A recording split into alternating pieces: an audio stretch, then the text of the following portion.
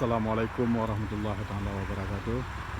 Ini aku sebuah aksi katanya menuju lebih kurang 100 kilometer tujuan Skygen.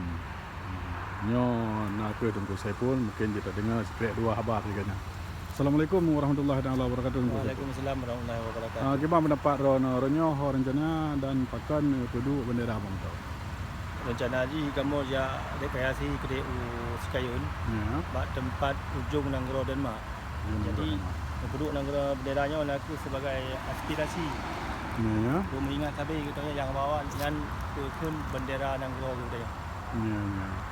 Jadi Skygennya aku megah tak kota punya Skygen. Sekayun aku nak taboh yang penciptaan Allah Subhanahu Wa Taala yang hantam nak terjadi di sini di seluruh dunia. Di sana bak uleh nak ia mepa. Ya. Jadi Ubina Turis Internasional yang megah ya tempatnya ni. Ya.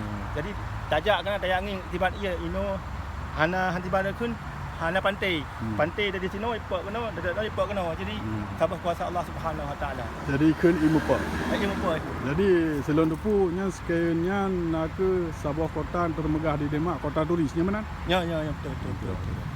Yang ke nyempat sabana kalon sit. Ya, jadi nak ada abah betul yang ka siap dengan bendera.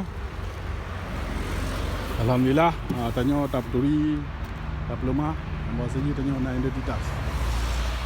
Jadi dua abah betul kana dan perharakan lom na barau. Insyaallah kami sapa pada tempat. Terima kasih. Assalamualaikum warahmatullahi wabarakatuh.